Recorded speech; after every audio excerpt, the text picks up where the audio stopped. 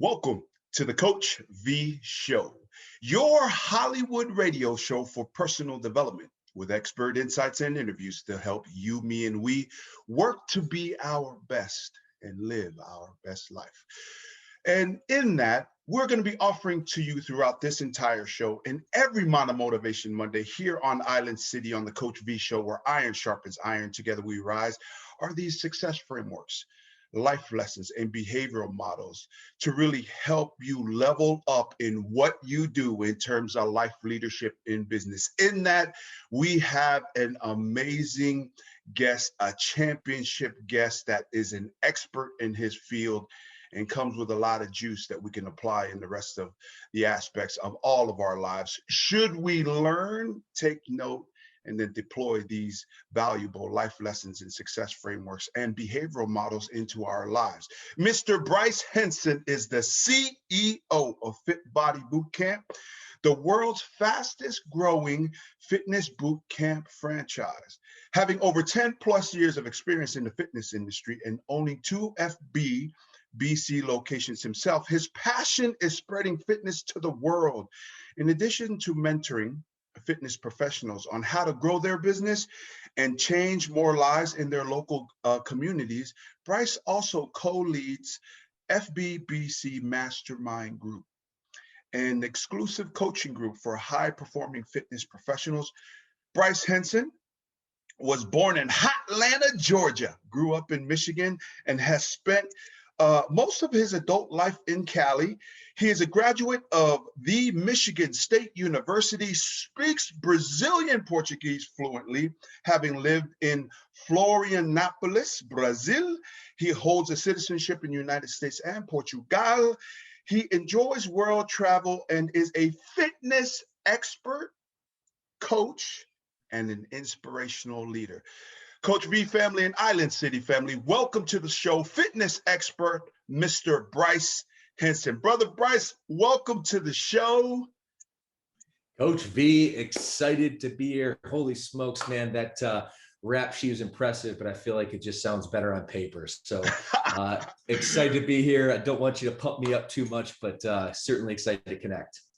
Oh yeah, just talking real talk here on the Coach V Show about the value it is that you bring. We appreciate your modesty, but we want some juice, Bryce.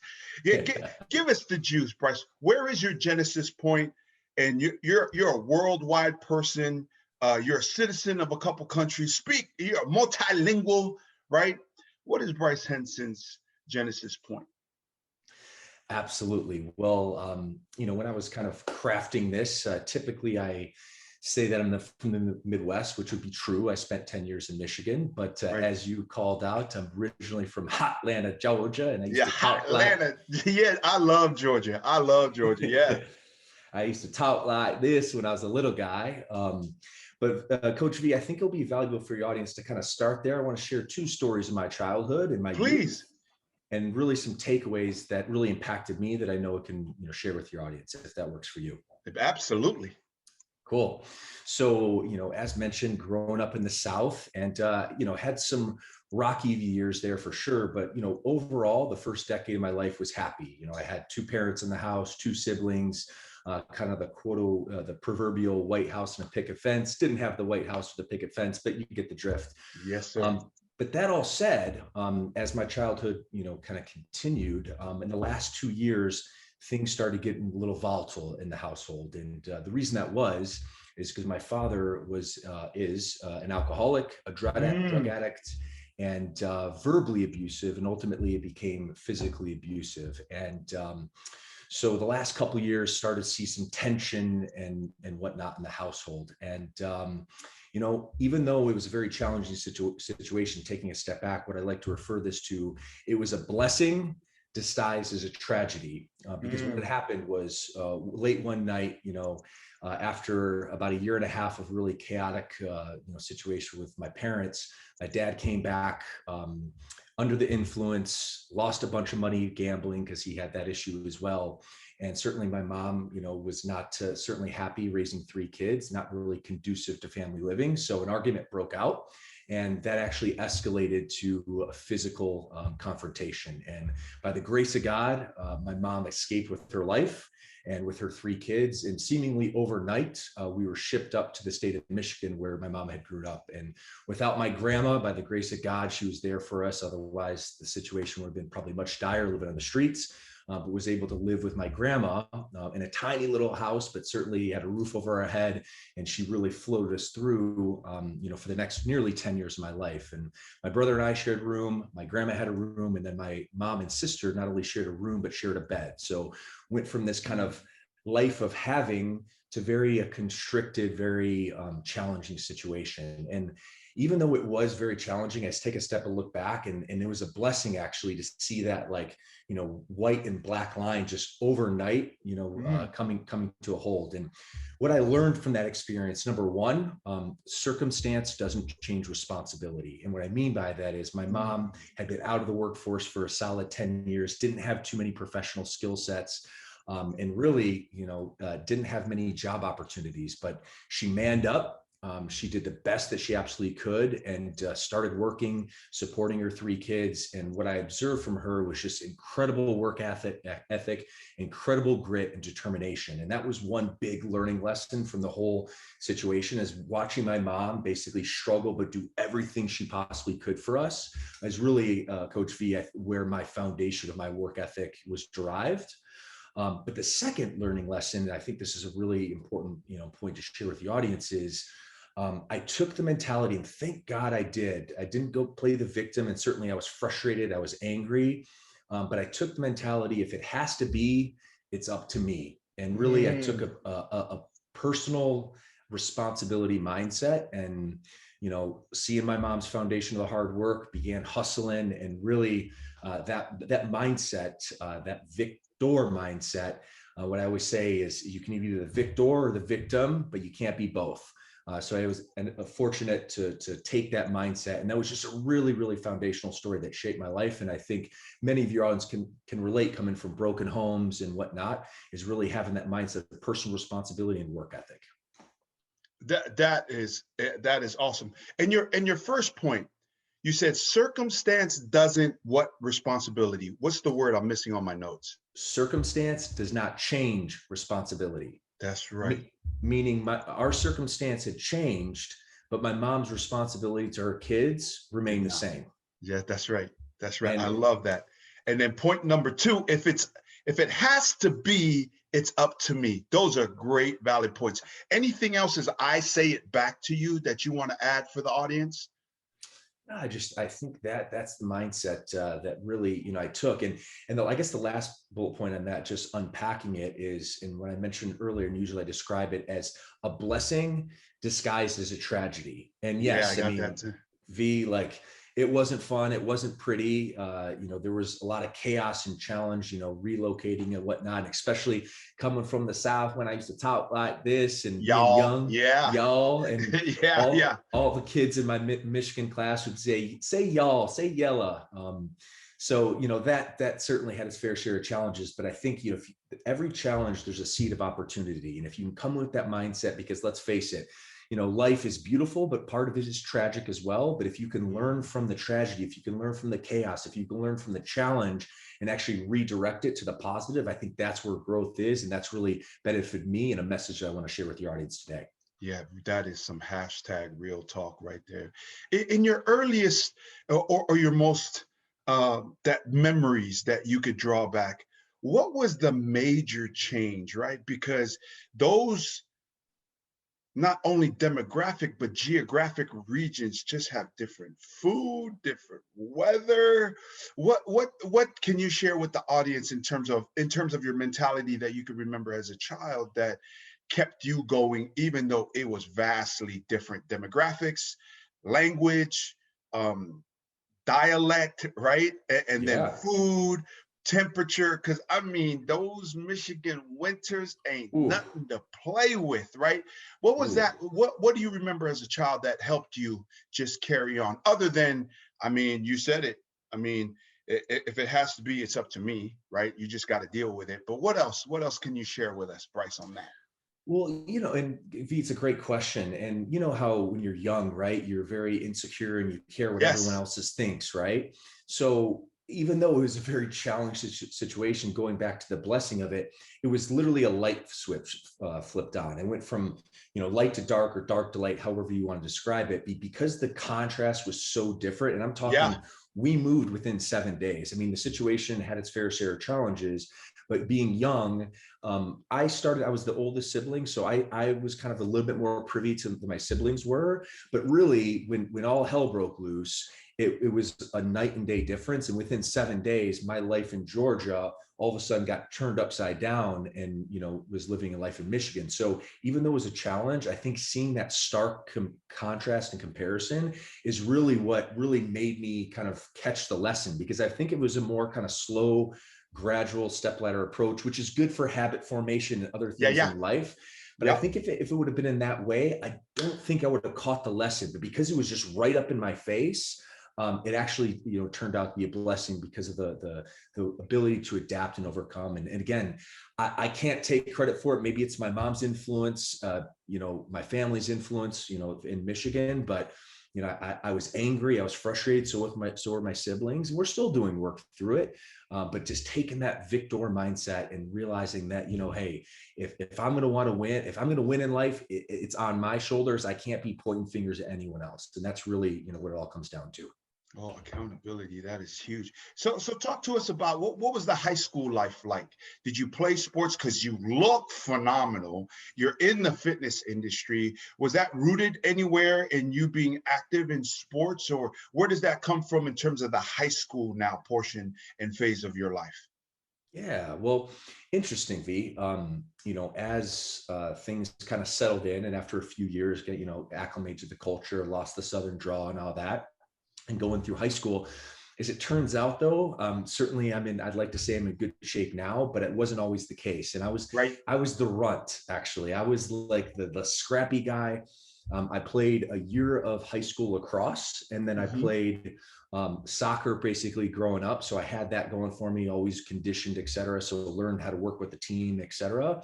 And then I played a year of football, kicking for the football team, just using my skill set there. But I was actually the smallest guy. So I had this little Napoleon mindset, lacrosse team, soccer team, football team. You want to find Bryce? Just look to the very bottom right, because they usually in the high school pictures, they basically line you up from tall to short. Yeah.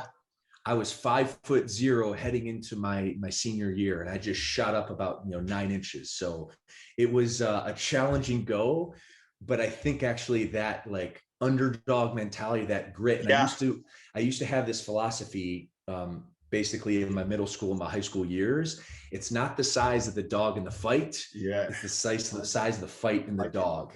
Yes, and I think that gritty scrappiness. And again, if I look back, would I wanted to basically be the small runt, and then, throughout my high school years, probably not. But again, that's just the cards that I was dealt, and I used it to my advantage. Yeah, right. It wasn't a setback. It was a setup. Be a victor, right? Not a victim. I love that. Okay. Talk about now, high school to college, further education. What was Bryce thinking and doing back then? Yeah. Well, the another keystone marker in my life that I want to share is actually my going into my senior year in college. And as you mentioned, I went to the Michigan State University, so super proud of that. And put myself through school, was really scrappy, worked from the age of 11, 12, being a busboy, being a server, working at Burger King and fast food, donated blood plasma in college. I was always the guy that, had some sort of side hustle, didn't have enough money for a car. So I'd have to, whenever I went to campus, I'd be there for 4 months, get a part-time or a temporary job there, work for a few months. And then when I went home for Christmas break, would have to get another job. So, it was definitely a little scrappy, but I made it through. And Michigan State is known for primarily 2 big things. Number one, their basketball program with Tom Izzo, and just, we went to, I think, 2 Final Fours when I went there. So that's a full huge court press, baby. Yeah. Go ahead, please. The second thing it's known for is actually its study abroad program. So not only in the States, but just worldwide, for a public university, it has one of the best study abroad program. So this is something, V, that they really touch on from the very beginning.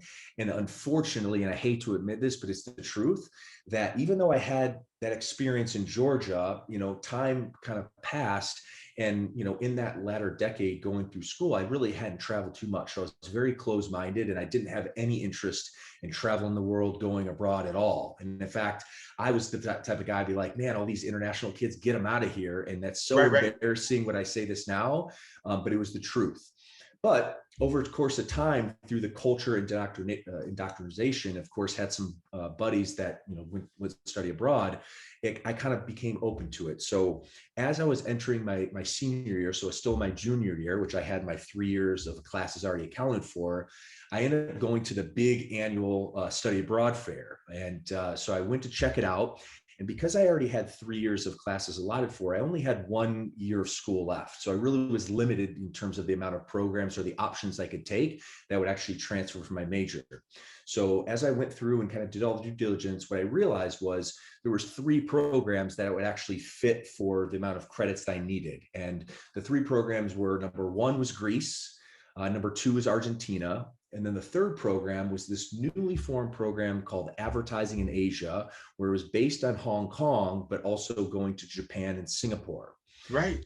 So as I go through the experience and kind of take notes and talk to the counselors and realize those are my 3 options, my first thought is, V, I am going to Greece. This is awesome. Like, how awesome is that? Right. Right. But as I looked into the program, it turns out there was a problem. I had, in order for Greece and actually Argentina, which was my second choice, I had to take a healthy amount of credits that actually would not transfer because I only had 1 year left to my major. So to spend an extra $3,000 on classes that, one, had to take time, energy, and focus, but also the financial commitment that wouldn't transfer. And, shoot, $3,000 is a lot of money now, but that was a small fortune to me at the time. Yeah. So there was no way that would work. So as I went through and, kind of reflecting and took the next, week or two to kind of talk to some people, I ended up, grabbing a bite to eat with one of my good buddies at the time. And he came from an affluent family, had traveled, a bit, some other places across the world.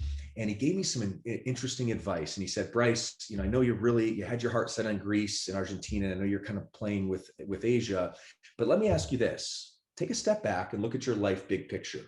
Can you ever envision yourself going to Greece? And I'm like, yeah, totally. And as it turns out, I've been twice now for leisure. And he asked the same question about Argentina. And maybe it wasn't as hot on my list, but I was like, yeah, I've heard some good things about Argentina. So yeah, I can. He said, well, let me ask you this. Can you ever envision yourself, volunteer in leisure going to Asia, Hong Kong, Singapore, and Japan? And I stopped and I said, nah, I can't be sure. I don't know. And he said, Bryce, that is exactly where you want to go. And the reason that is this: you got one shot on this globe, one spin around this globe, and you want to be able to live life to the fullest, do life to the maximum capacity, take big shots, see as much as you possibly can before your time is done. And a light bulb clicked for me, V. I went home, I thought about that. And the next day I reached out to the counselor. I enrolled into the program, which is actually a perfect fit for the credits, for the time frame, et cetera. And, as it turns out, in May of 2004, I put myself on a flight to Tokyo, Japan. And wow, V, my life was never the same. And, for audience who knows the value of travel and really what it does, humbles you, but also gives you confidence at the same time. And it just opens up so much. And, from that was a pivotal moment in my life. And I can look in the eye and tell you, without that experience, I wouldn't have had the fortitude to basically take the risk in, looking for a job in an internship in LA, which turned to a full-time career, which then got me into the fitness industry. And now I'm sitting to you today as a gym owner, multi-location gym owner, and a CEO of an international franchise, but humbling myself. That wouldn't have happened without that basically keystone decision. And I bring it back to this, and really this is the message. And I hadn't discovered the philosophy at the time, but since then I've become a big believer in Stoic philosophy, or Stoicism. And there's many principles of Stoicism. And really the core ideology is life is about challenge, but challenge actually creates growth. So there's beauty in the struggle, there's beauty in the challenge. So that's really the overall philosophy. But specifically as it relates to this, and really put a bow on this, there is an expression in Stoicism called memento mori, and that's Latin. And the translation is remember your mortality. And Mm. when I first heard that, and I actually carry a coin in my pocket to remind me of this, memento mori. And when I first heard that, I was like, you know what, that seems grim and dark. And you can perceive it that way. But actually, the way I look at it, and most Stoics do, is if you remember your mortality, if you actually remember that you're going to die, it Mm. is a stark reminder that you have to live. You have to take big shots. You have to really give it your all on your one spin around this globe. And I think that was really the big lesson that I learned with that study abroad experience, with opening up my mindset to remember your mortality. And on the other hand, remember that you got one shot to make your mark and live your best life. And that's the message I want to share today. Wow. Not only are what you're talking about in terms of Stoicism and that approach so relevant, so important and vital, and needs to be in the forefront of everybody's mind, but also the way you articulate it. You're such a professional in your ability to not just talk about a message, but convey it in which people can connect to. And you just really lay out the value. So I didn't know that Coach V was a Stoic. So I guess I'm a Stoic. And Yes, sir. because I really do believe in that. And you heard the intro and you've heard, about the show. Um, it's just about living your best life. And this is the reason why, right? Because we're all going to die and all that, that you so well put together and how you said it and articulated it. So talk about that. Now, okay, from Hotlanta, right? From the Georgia peaches and all Yep. that, you get thrown in 7 days. Now you're with grandma, your two other siblings, and mom in Michigan. You get to go and be at Michigan State, Big Ten country. I mean, this isn't just hoops. This is big time hoops, big time football, right? And then you have a national, international program for the study abroad. And now you end up in Japan, Tokyo, right? Yes, Talk sir. about talk about how now, because now that's why I love travel, right? People talk about this country, and I'm like, hey, I come from a third world country where, a lot of places, the bathrooms are outside, the water is different, the electricity outlets, man, you get shocked overseas, you're going to die, right? There's just a different level of broadening your horizons in terms of, and then you think there's a contrast here, right? Is what I tell people about homelessness and the American living, right? And middle class and high class, man, you go to other countries, it is stark. Right? Stark. Yeah, I'm talking about like $5 to $10 a day is a good day, right? For some laborers. So talk about that and how that all collides in this time of your young adulthood. Could you share more? Because you've already shared a lot in terms of approach, philosophy, how to have a better outlook. That challenge creates more growth, right? But then specifically being there in that geographic region, what else is it that you could share with us? Because what you just talked about was so intriguing. Yeah. Well, I completely agree, being stark reality to this country. And Yeah, certainly our country here has its fair share of problems. That's the truth. However, I'm a free market capitalist. I'm a realist, and this country is one of the best, in my opinion, my humble opinion, the best in the world, provides so much opportunity. And I can say that speaking from authority, because not only have I traveled, and we'll talk a little bit about the study abroad program, but in your intro also too, to share with your guests, or your audience, that I lived 2 years in the third world, in right. Florianopolis, Brazil. And, certainly, things are a bit different there. But, going back to, the Asia, I guess, experience, I mentioned that it humbles you, and it's so true. And granted, my Asia experience was consisted of all first world countries. So Japan, Hong Kong, and Singapore. And Hong Kong, many people actually don't know this. It's a special area region of China. It was actually controlled by the British for over Right. 125 years. So it's the perfect example, like where East meets West, and Miss they're actually West, having yes. problems now, with China kind of wanting to take over, and they're fighting for their rights. And I feel for them, because that's certainly, very, very important. But the reason it humbles you is because, in let's face it, as humans, we all think the world revolves around us. Like Yes, sir. literally, this is the center of the universe for every single one of the 7 billion people on the planet. But I love traveling, and especially Japan, Hong Kong, Singapore to a lesser degree, because one of their official languages is English, and I guess Hong Kong as well. But in Japan, and this is, nearly 20 years ago, right? So the English wasn't nearly as prevalent as is now. But all of a sudden you flip off the plane, you are illiterate. You cannot read, you cannot write. And I guess, speaking for American who does not read and write Japanese. So that's taken from you day one. All right.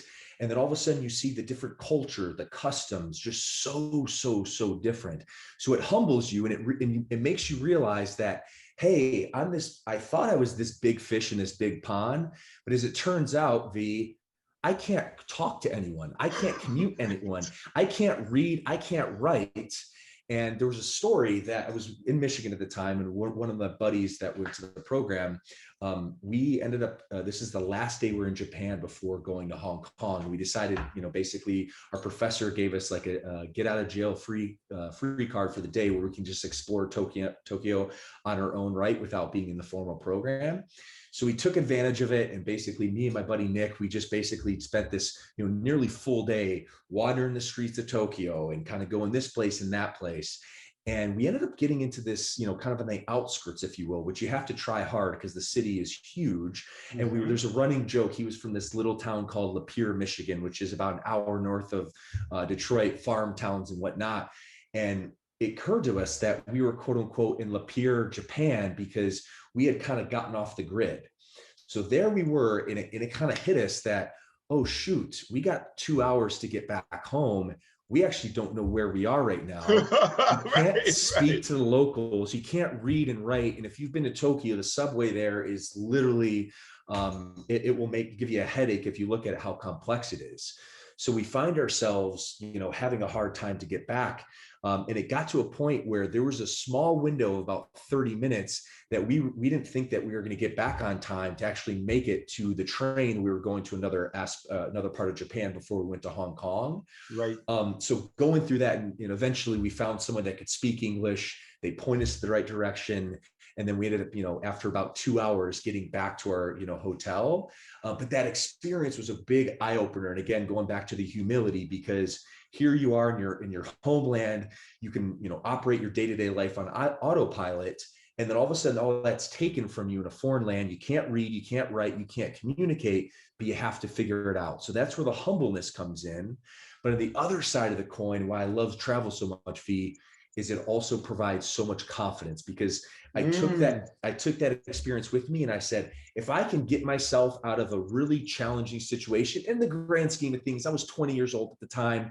Right now, I could handle that situation with money and more, knowledge of the world much better. But at that period of time, I looked back and I said, Coach V, if I can get myself out of that situation, navigate, what else can I do? The sky's the limit. So while it humbles you, it also provides confidence. And again, that's another message of just traveling, and that way it's just going to enrich your life. Oh, that's awesome. So really, as a self-defined master communicator, I love Mexico, but that's one of the reasons why I don't love Mexico. Because I got to up my Spanish game, right? Because we love going to Mexico, but I just always feel more comfortable where I can communicate, articulate, make sure that I could get information, pass information, right? And so when you bring that up, that even told me the reason why we're planning another couple of vacations right now, my wife and I. And I'm like, yeah, I think I would rather do Hawaii again versus go to Cabo again. But just some great points there. And now as a 20-year-old, right, blooming adult, what comes next? You go to China. How do you get to LA? Connect the dots there for us, Bryce. Yeah, absolutely. So basically, with that semester trip, it was eye-opening. I shared one experience in Japan, but there was certainly, many other kind of similar stories in Hong Kong and Singapore. And it was just this eye-opening experience that humbled me, but gave me so much confidence. So as I got back, what I ended up doing is even part of the trip, I started looking to different opportunities. It opened my world, opened my mind. What else can I do? So if this taught me this, man, the world's big. So I started looking for different internships, and I came around this program called Dream Careers, which is this career development program based in LA, and it helps students kind of with the resumes, with some career guidance and actually internship placement and put all logistics around it. So I ended up applying to this program, and again, having more confidence because of, that international experience, and ended up applying to a company called Shy at Day, which is this large advertising agency. We're all familiar with Apple and the iPod. And back in 2004, when the iPod commercials were just coming out, those really creative, really colorful commercials, that this advertising agency that I ended up getting an internship with was actually responsible for those commercials. They actually invented, I get to meet the creative director, the gentleman who created the Energizer Bunny, amidst, other amazing, very, famous advertising campaigns throughout the year. So, being applied and accepted to that internship, that's actually what pushed me to LA. So I spent the rest of the summer in Los Angeles for a 2-month clip. I stayed at UCLA, was ingrained in this program, and I basically learned as much as I possibly could about advertising, about communication, about media, for the 2-month clip in Los Angeles. And that was an incredible experience. The first time to come into California. And as you would imagine, I think, shifting from Georgia to the Midwest, I think it was always in the back of my mind, I don't like this cold weather. I don't like these harsh winters. So when I took one step on Santa Monica Beach, seeing the palm trees, I looked around, I said, Coach V, sign me up for this. Right. So that was my, I guess, start in Los Angeles. So I finished that, internship over a 2-month period, and I still had 1 semester to go at Michigan State. So ended up coming back to Michigan State, did what I needed to do, got my degree. But having those 2 incredible eye-opening experiences, one in Asia and then the other 2-month summer in Los Angeles, it was kind of like taking the red pill or the blue pill in the Matrix. I can never remember which one it is, but I took that pill and I just never saw the world again. So ended up coming back to Michigan, and I knew that, in my mind, I wanted to come out West, and that job opportunity ended up becoming a full-time opportunity because of the career development program that ended up placing me. I made a good I guess, impression on the owner. And actually, I want to share this story, and then I'll kind of flip it back, but I think it's so important.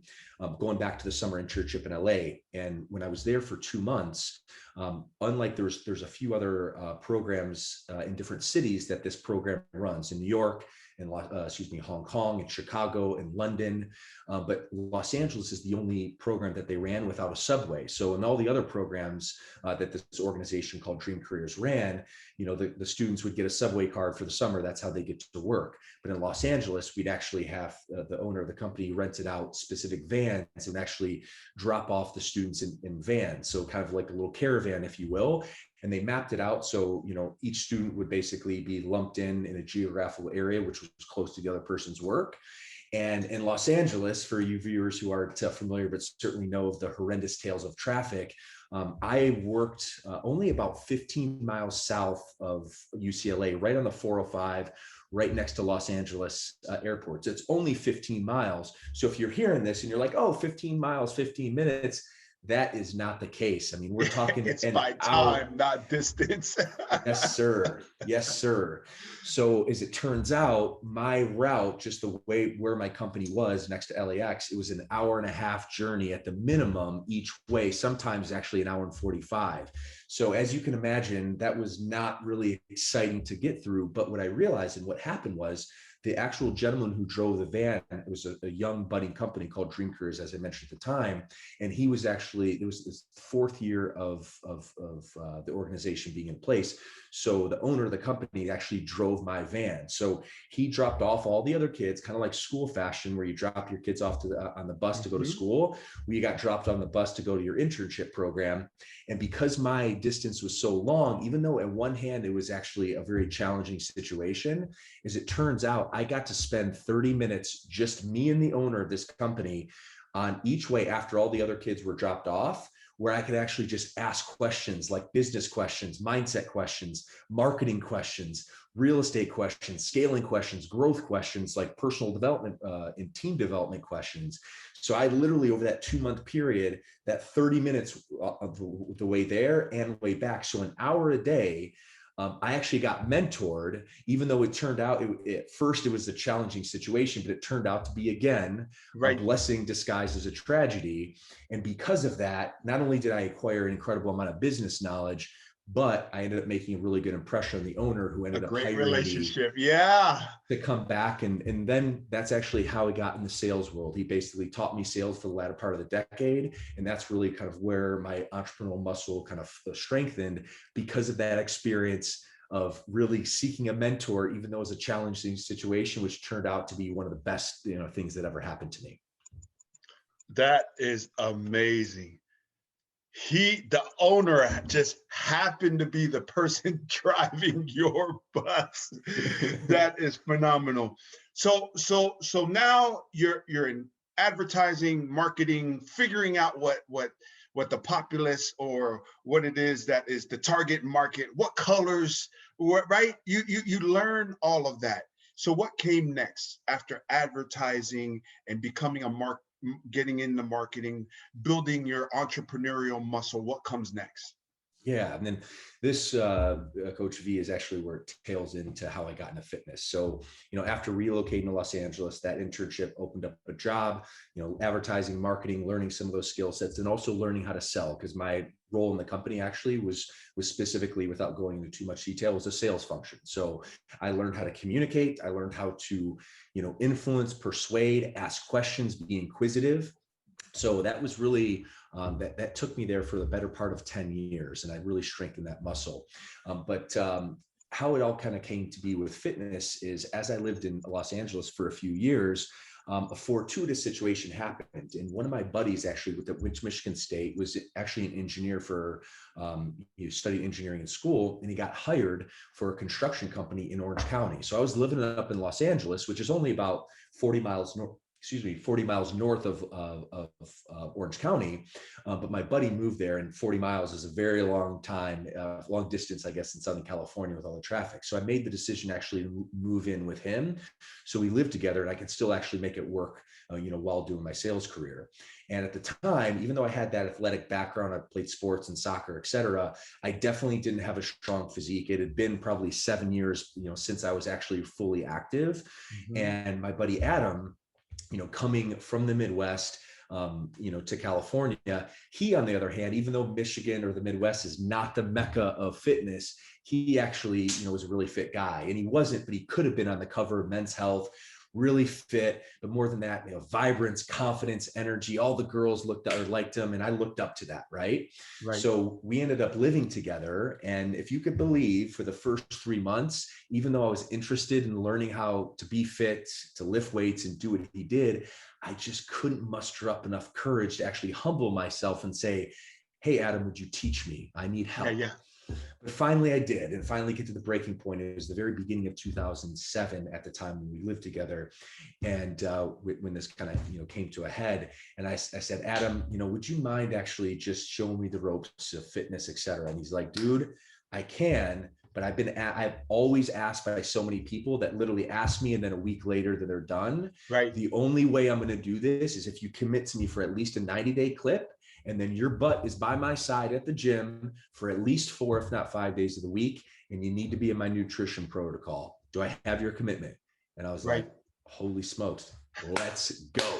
Yeah. So ended up taking the leap of faith and following along. And man, for your audience who isn't fit or who's gotten fit knows how challenging it is when you first start.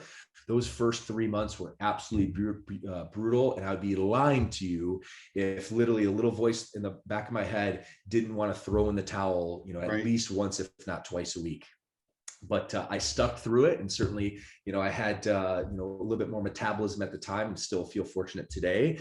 But within about 4 months, I saw some significant transformation results. And it wasn't really until about a year later where I stripped away about 25 pounds of body fat, put 25 pounds of muscle on, and absolutely changed my physique. But of course, you know this, fitness, yes, it changes your physique, but that's just the tip of the iceberg. It Yeah. absolutely changes your life. Right here. Yeah. Yep. Your mental state, your confidence, your enthusiasm. And I went from being one of the lowest performing sales reps in the company all the way to the highest performing sales rep in the company.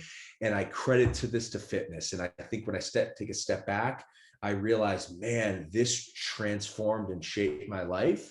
But it wasn't actually until a couple of years later when I was working out and certainly was settling into this fit and my identity was changing, when a couple of people asked me at the gym, like, hey, Bryce, they, kind of walked up to me like, how do you do this set? Or, how do you eat? Or what's your nutrition look like? How much cardio do you do?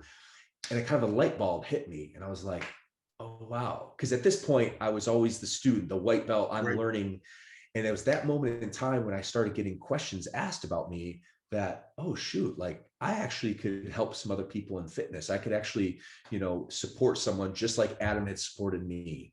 So what I decided to do was take a step back. And even though I had a successful sales career as things were settling in, I thought, I could, become a personal trainer in the nights and weekends and actually help people. So I got certified through National Academy of Sports Medicine, which is really the only thing I knew to do. Once I did, I started training some clients at the local gym. But more importantly, and this is how the Fit Body Bootcamp story comes along, I must have flipped my profile on Facebook, added certified personal trainer. And at that point, I started receiving ads from this gentleman named Bedros Keuilian, who is now my business partner, but he was actually the founder and current president of Fit Body Bootcamp. And again, as you articulated earlier, he just announced, I guess, promoted me to CEO, which I'm certainly very grateful for. But at that moment in time is actually when I made the connection with Bedros, starting following his list. And I certainly can story tell a little bit more, but that's really kind of the foundation of me moving to California, getting fit, getting coached, understanding the value of just more than a physique, of like the lifestyle of fitness and what I could do. And then ultimately how I started kind of my path as a fitness professional. That is phenomenal. So now let's just bridge it right now. So Adam is coaching you. Now you're becoming an expert now where you're mentoring other people. Bedros gives you a call. What happens next?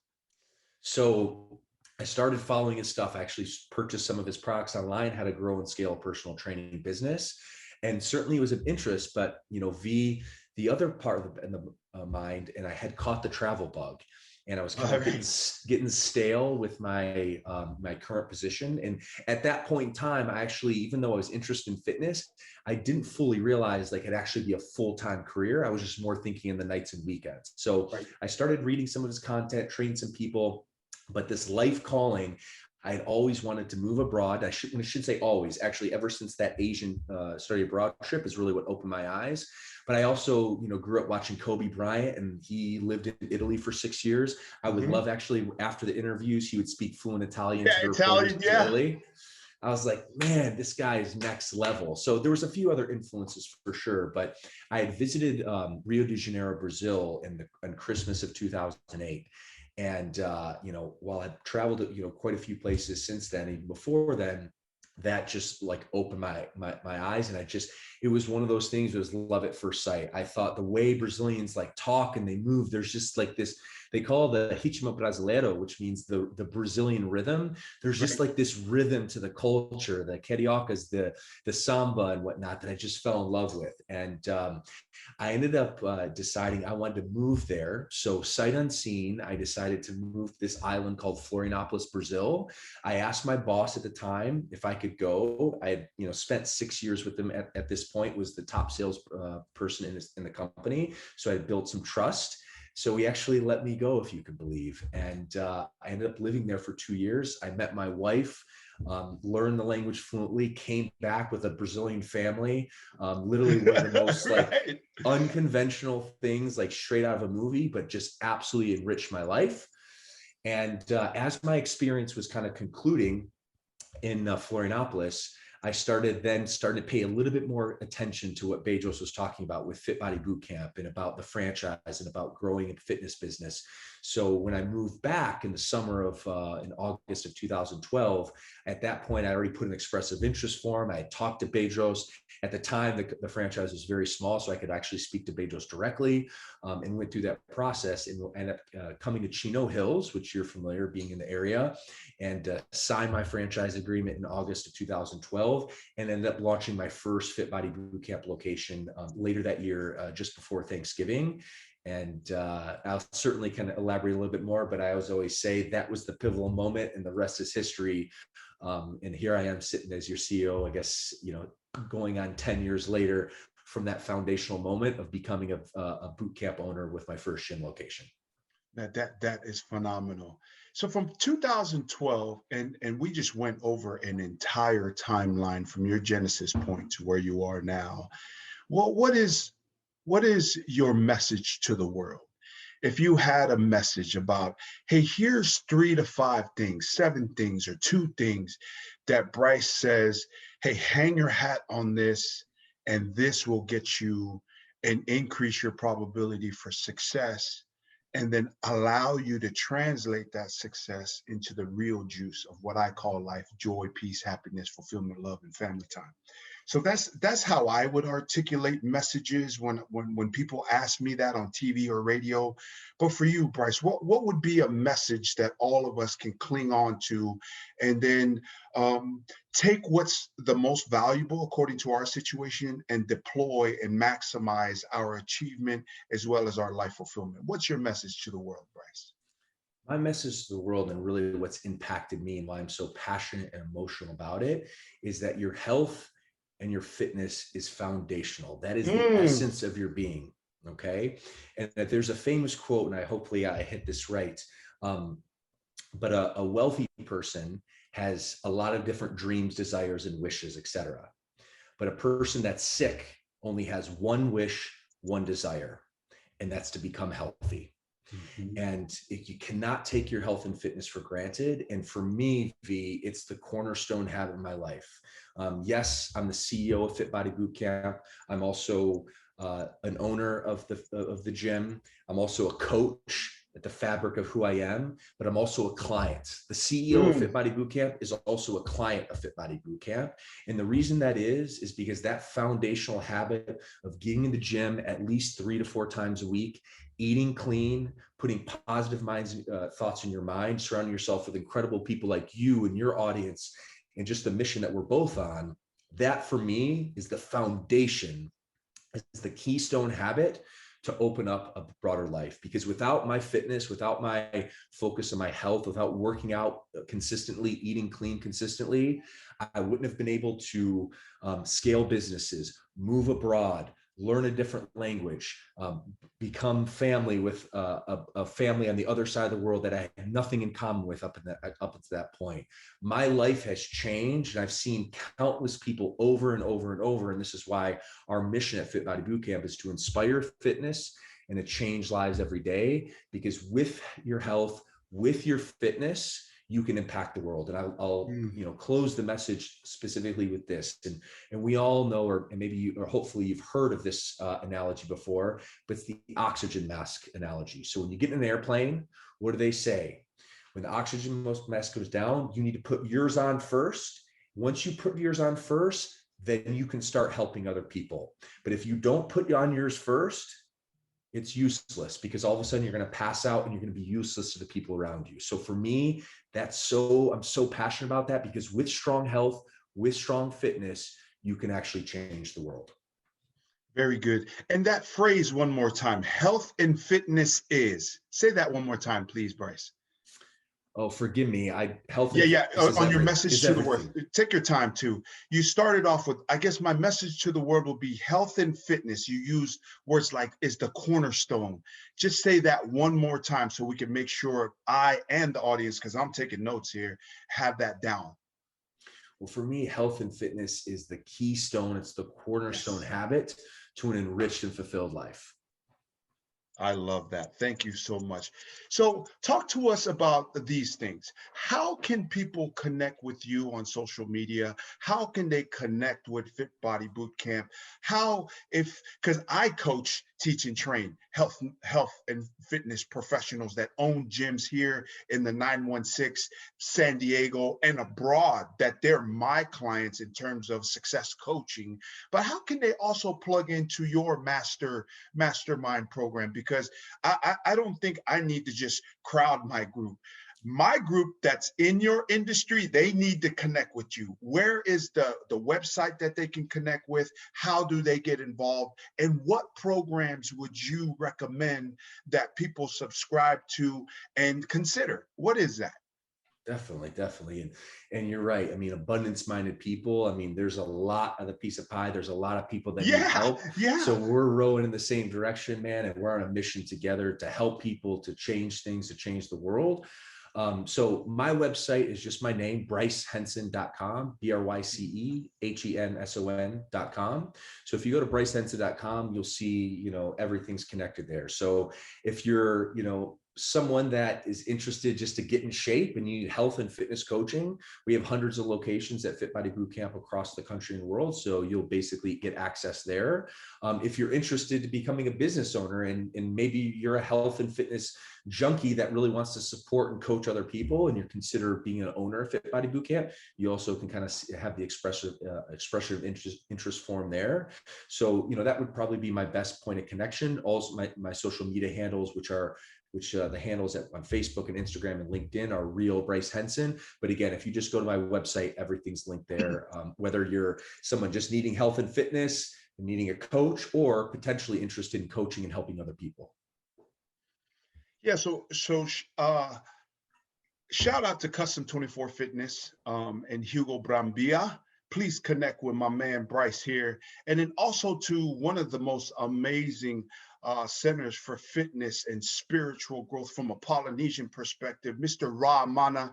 Toko, shout out to you. I think you need to connect with Fit Body Bootcamp and make sure that you guys connect with Bryce Henson here at Bryce Henson, BRYCE Henson, HENSON.com, and also on social media on the Real Bryce Henson. Please connect, because I think that would be dynamic. I think both of the gyms and the CEOs I currently coach, they do some dynamic things that if you guys connect, there'll be some type of value and there'd be some type of networking that really we can add to one another in that space. And then what about these programs, like these masterminds and these groups that it is that you're conducting? How do people get involved with that as well? Is it the same way? It is, and specifically the mastermind that I run with our vice president of product and client success. His name is Matt, and also Bedros as well. Us three run it, but Matt and I are kind of the front leaders, if you will. That mastermind is a coaching program, a leadership program, a mindset program, specific actually to be within the Fit Body Bootcamp ownership. So you'd have to be a Fit Body Bootcamp owner to enroll, but that would be a just good start looking into the franchise. That's very good. So now, thank you everybody for tuning in to the Coach V Show here every Mana Motivation Monday on Island City, where the beach meets the streets, but specifically here on the show where iron sharpens iron, together we rise. We're going to put Bryce here on the hot seat for about 4 to 5 minutes. I am going to say a phrase, and then Bryce is going to give us what it is, his thoughts, his expert insights as a CEO, world traveler, family man, and a person who has transformed his life from being a victim of something that happened to him back in his childhood, that he and his siblings and his mom and his grandma are still every day actively, right? Bryce, we never leave it fully behind. Every day we are dealing with our past luggage and the things in our past. Has went to Michigan State, went and traveled abroad, and then became a master at sales, right? And then now is a CEO of Fit Body Bootcamp and does so many different things in terms of leveling people up. Bryce Henson on the Coach V Show hot seat. Here is the first Coach V phrase, a quote, in fact. Life is struggle, struggle is life, misery is optional. Bryce Henson, what comes top of mind when you hear that Coach V quote? Take the victor mentality. And I was literally, I hadn't heard that tagline at the very end. My first thought was misery was optional. And you actually said it. Great minds think alike. But it's just that mindset. It's that victor mindset about taking on to life and basically giving it your best shot. Yeah, awesome. And as a person that has been an expert and you were the top salesperson in one industry that's went to a totally different industry and applied those same expertise, I tell people this all the time, and I would love to know your thoughts, Bryce, is that no matter what industry you're in, life, leadership, and business is a people game. Your thoughts, Bryce? It is a people game. And this is exactly what we teach, specifically to our owners. What we say is primarily, we are not in the health business. Primarily, we are not in the fitness business. Primarily, we're not in the nutrition business. Primarily, we are in the people business. People business. Yes, sir. No, I love that. And then now, what about this quote? For as a person that's been on the field in front of 90,000 people, millions of people watching, there was an ESPY award won for this game, Boise State versus Oklahoma, that what happens to you matters.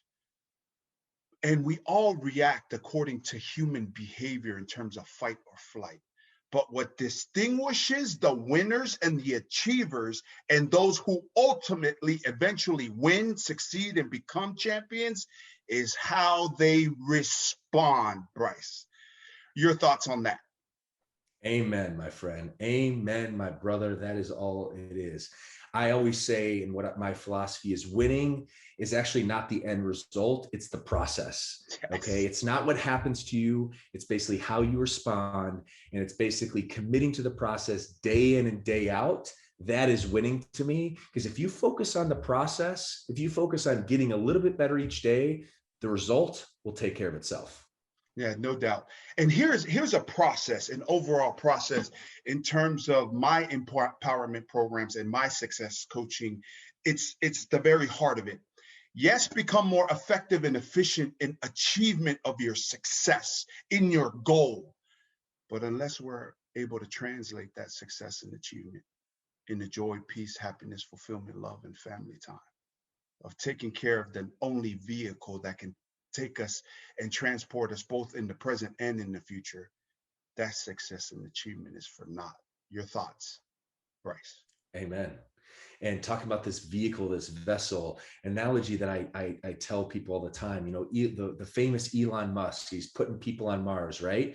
Say that you were going to Mars, okay? You're going to be on a manned mission, okay, to Mars via Elon Musk. And you basically have this vessel that you need to spend so much time, energy, and focus to make sure that vessel can actually get you from Earth to Mars. All right, you have to take care of that vessel. You have to give proper maintenance, proper care and dedication. Well, V and friends, that vessel is actually your body, your mind, your soul, and that's actually taking you throughout your life. So if you're going to spend that much time focusing on the vessel to make sure you can get to Mars, it's equally important to take enough time, attention, and focus to make sure this vessel, your body, your being, your soul, will get you through life in a very strong fashion. That's right. And also in the debate of personal development, in terms of a sequence of this process or this approach towards success, there's usually some type of conversation in terms of a model of think it, feel it, do it. Now, to me, the sequence in terms of the absolute, I mean, the studies on this is absolutely true in terms of my client base, is that it is the doers. So most people think, feel, and then do. But the most successful of all of my clients, they're doers. And the doers figure out, even when they don't know, they believe in themselves that they will figure out. They do the doing part and they figure out what to think and how the feelings should be involved and what to do to create, scale, start, right? Have the consistency of not quitting in that process and then scaling that business. It has always been amongst my client, the doers. Now, when you can think, feel, and do, that's a wrap. Now this thing really gets good. And then when you can be like Bryce and also talk it, that's the bonus part of scaling businesses and maximizing output, productivity, and profitability, is that you can think it, You could feel it. You'll absolutely do it. And then you could talk about it. Think, feel, do, and say. What's your thought about that framework that I teach, Bryce? Love it, my friend, man. Love your energy, love your enthusiasm, and love where your mind works. And it's no secret that why you have been massively successful and also to your coaching clients. For me, thoughts become things. So it starts Yes. there. It's foundational, right? And we know that. But as we teach our franchisees, as our coaches, our owners, our clients, you can't be just an information gatherer. You have to be an action taker. And we just basically had this incredible world conference at the end of June, 400 attendees after a very challenging 2020 for everyone, specifically fitness professionals. And in the messaging at the very beginning, the reminder is, yes, we're going to provide a lot of knowledge. I mean, Tim Grover, who's the personal trainer for Michael Jordan, Kobe Bryant, Dwayne Wade, was our keynote, among many others. Wow. But the messaging was, yes, you're here to gather information, but gathering information alone will not change your life. You have to take not only action, massive action to achieve the success that you're looking for. Right. So amen, my brother. Bryce Henson, it has truly been an honor and a pleasure. I think I've taken just about 2.5 pages of notes, but in that, hey, here's Bryce one more time before we close off. Blessing disguised as the tragedy. Be aware of that. Make sure you know that the blessing is coming. Circumstances don't change your responsibility. Be accountable as a parent. Be accountable to yourself for your health, right, Bryce? Right? Be accountable. I teach a framework that goes knowledge plus accountability equals empowerment. Knowledge is the noun and the information needs to be acquired and learned. Accountability is the action. Without that, and us feeling responsible for our own lives and not being a victim, but a victor, that's how we reach empowerment. When we reach empowerment, we can achieve and do anything that we want. But if you don't reach empowerment or missing one of the two factors in front of that equation, what you get is entitlement. And entitlement does not earn and or attract success. If it has to be, it's up to me. I love that too, that you're, again, accountable for all it is that you do, and that health and fitness is the cornerstone of your life, leadership, and business. Brother Bryce Henson, it has truly been a pleasure. Thank you for sharing these valuable life lessons. I really do wish you, Bedros, Matt, and the whole crew, shout out to Matt Schneider and the whole crew out there at Fit Body Boot Camp, and your family, health, wellness, and prosperity today and always. Thank you, everyone, for tuning into the Coach V Show. If you have not done so already, please connect with me on the YouTube channel. I mean, it's grown to almost 300 subscribers. We started with 0, and I'm okay with the fact that I have to earn your trust. Tell me what it is that you like and what it is that I need to do. And again, thank you to Bryce Henson, CEO of Fit Body Boot Camp, for coming on the show. It is of great importance for each of us to better ourselves, just not for the sake of achieving success, but for the sake of being our best. Because in doing so, we realize the best of our abilities and that everything and anything that we dream and work for can be achieved. This is how this success coach and Bryce Henson lives. All about faith and family, grateful for God's amazing grace. Until next time, thank you so much for tuning in to the Coach V Show, where iron sharpens iron. Together we rise on Island City, where the beach meets the streets. From Brother Bryce Henson, your boy, Coach V. Until next time, peace.